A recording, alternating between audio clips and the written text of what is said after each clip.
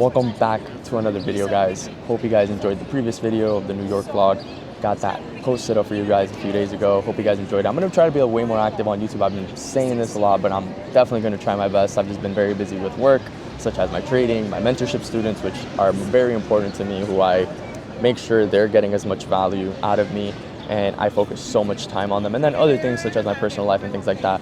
But to get to the video, the point of this video is what I would do differently if I were to go back into trading again and first starting fresh. And when I first got into trading, just to give you guys a little bit more context, I thought it was all about finding the right, something that works. And the sense of something that works is like finding the right strategy, and that everything would click and I would just make a bunch of money. But honestly, I spent months, and when I say months, literally months and maybe years, thinking that I would find the right strategy. But if I'm honest, I spent so much money on mentorships, things like that, that honestly in the end, would they give you some type of value? Yes, but in the end, did it work with how I wanted to trade? No. And I would go watching videos, switching strategies, trying new indicators, just looking for that one thing that would make sense. But every time something didn't work, I thought the problem was the strategy, but I didn't think the problem was me. And looking back now, that mindset alone delayed my progress by years. Why? Because I wasn't looking at the real problem, my overtrading, my discipline, my psychology, which a lot of people don't really focus on in their trading. You guys go from strategy to strategy and don't really look at yourself and see if you're the problem. So if I had to restart today, these are the exact things I would probably do differently, and definitely look to start trading again and change everything in my trading. So the first thing I would do, guys, and this is probably one of the biggest ones, because this is what everyone does at the beginning, is I would stop jumping from strategy to strategy. You take a few losses, to be honest, and then you start doubting the strategy now suddenly you start thinking, maybe this isn't the right strategy. So you go on YouTube, you go find something new, you get excited, and then the same thing happens over and over and over again. And what you don't realize is you never actually give anything enough time to work. So if I'd restarted, I'd pick one model, one strategy, one thing that I want to focus on, whether it's order flow, like me, whether you want to go into ICT, support and resistance, you want to go into gamma levels, all these things that are out there, but you focus on that one thing. Why do I say focus on one thing? Why? Because this is going to help you be able to understand that model in different market conditions, be able to go ahead and apply it in these market conditions on where you can get better, and you're going to have actual data on what you can do. A lot of people don't understand that. Switching from strategy to strategy doesn't help you in the long run. Why? Because you're switching from things and you're going to end up trying to combine all those things, and it doesn't end up working. And that's where a lot of people mess up in this trading space. Right? So I'd go deep on, and what I'd do is I'd study, for example, for me, I'd study order flow. When it works, when it doesn't work, what conditions does it need, what should it look like when it's right, what should it look like when it's wrong. All these things play a factor into it, because profitability isn't about knowing everything. So knowing every strategy isn't going to help you. You're not going to be able to take more trades and make more money. It's about understanding one thing very deeply enough that you can execute it without hesitation. And that's going to be the difference between a profitable and unprofitable, or a consistent and inconsistent trader. Because people think that the difference is, oh, this guy makes money, this guy. No, at the end of the day, that one person has one strategy and they stick to it, and they have a playbook they follow. So that'd be my first biggest point. And the next thing that I would go into is focusing on execution.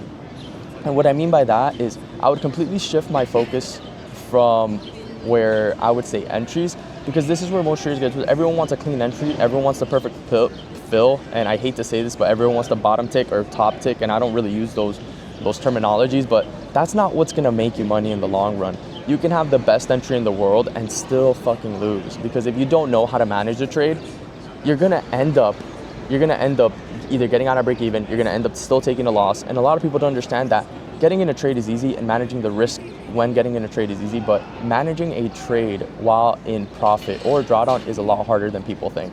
So what I do is I'd get into good positions personally, and then I would cut it early because I got scared. I'd move my stops randomly, and I'd hold losers hoping that they would come back and potentially get me back in profit.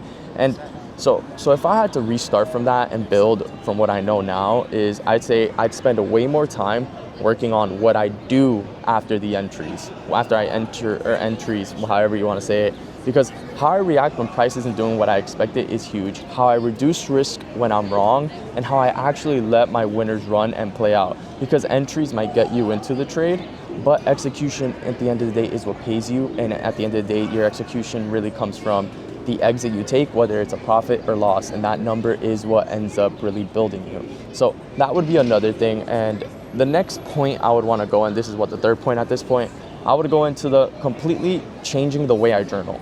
Because in the beginning, my journaling was pointless, and honestly, I really wouldn't put shit that made sense, and I would just honestly not even really have a great way of journaling as I would now. For example, now I have my iPad, I have my journal that I look at. For example, I have a paper and pen journal where I write down what's currently happening during my trading session, and then I have my iPad where I have my trading plan, what I look for, and what I'm supposed to focus on when I'm in the market. And if you're in the mentorship, you have something exactly just like it. You have a built out structure of my model, exactly how I go about it. And the reason I'm bringing this up, because when I used to journal, it was honestly just, I bought here, I sold here, I made this and lost this. And that doesn't fucking help you at all, because you don't understand what the fuck you're doing. If I restarted to journal, I would do exactly what I'm doing now. Have a set trading plan where I have a trading plan that I know I understand. For example, my flow model, where it's 3 models: low volume, no continuations, mean reversions, and break and retest. And then in my paper and pen journal, this is where I go and I write things such as like, why did I take the trade? Did it actually fit the model or play in my playbook? Was I thinking? What was I thinking in the moment? How were my emotions? Did I hesitate or did I rush the entry? Was I emotional or was it structured? And all these things play into a factor, because your results aren't random, guys. They come from the decisions you make. And a lot of people, again, goes back to my first point. It doesn't come from how you execute. It doesn't come from the strategy. It comes from the decisions you make in the end. So if you don't track your decisions, you never really actually are going to be able to fix the problem, which is most likely you. And you'll just keep repeating those same mistakes without honestly realizing. You have to understand those things and understand that the strategy might not be the problem. You have to look a little bit more into the mirror and be like, maybe this is a me thing, where discipline, something in your discipline or your psychology or your emotions that you're just wanting to see where, for example, one of the things that I deal with a lot with my mentorship students is they need to place a trade every single day. And that's not true. You don't need to trade every day. The market's going to be there tomorrow. And if you miss an entry, you can go ahead and come back tomorrow.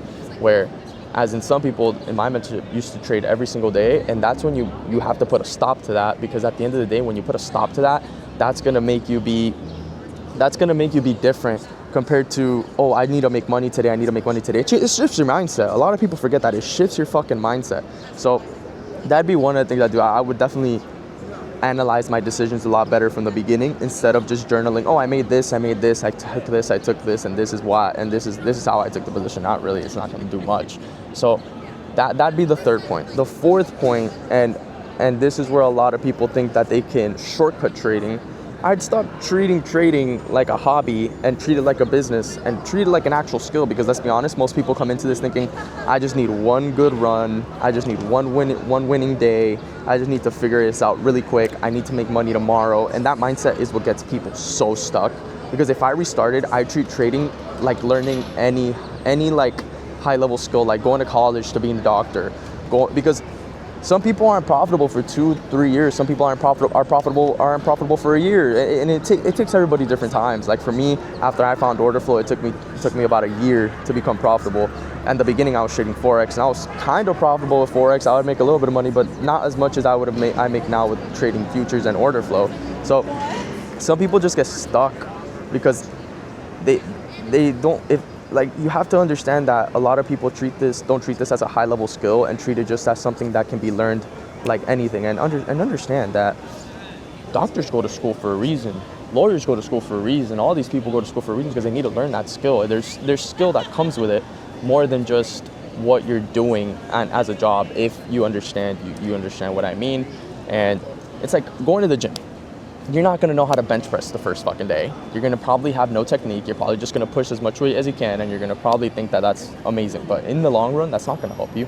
You're not going to have any technique. And it's like learning a sport and things like that. Since I play sports, I kind of relate everything to sports. But things like that, just building it as a high level skill over just trying to build it over nothing that makes nothing for you. Because a lot of people just treat it as a hobby, keep their 9-to-5, and get so comfortable that they don't treat it as an actual job, and don't treat it as a business. A lot of people that treat this trading stuff as a business actually make money in the market. Why? Because you have hours where you're actually going to trade. You have You actually have a set amount of risk, expenses for trading. Like I bet half of you guys that have order flow platforms don't track how much you spend on order flow platforms.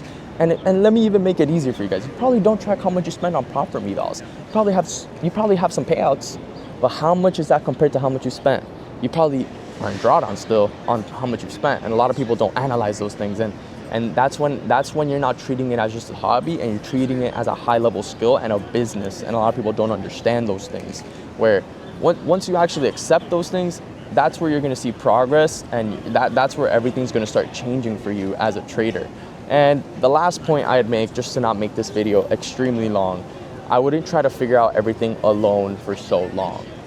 This is something that people don't want to hear, but trying to do this completely on your own is one of the slowest ways to improve. Why? Trading is a lonely journey. Yes, you're gonna have moments where you're gonna have to be alone, but how are you gonna find information doing this alone if you're just going on YouTube when you know damn well if everything on YouTube is free, then why aren't you profitable? If you can learn everything off of YouTube, why aren't you profitable? Why? Because you don't have the right guidance.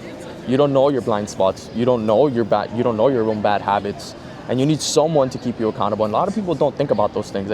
And you might think you're improving, but you're really just going in circles at a time, because you improve and then you take 2 steps forward but 5 steps back. And so if I restarted, I'd put myself around people who are already doing it right, who are already doing this shit the right way. For example, I had a mentor for a while, and then decided to go into trading on my own. And then that's when I really was able to understand. That mentor was able to guide me, give me accountability, but I was able to see how they think, how they approach trades, how they manage their risk, how they stay disciplined, because that shortens the learning curve more than anything else, guys. So a lot of people don't understand that part. Trading is a lonely journey, but you don't have to make it lonely if you actually have someone by your side who gives you the right guidance, the right tools, and the right amount of effort into this, and the right amount of value. A lot of people don't understand that.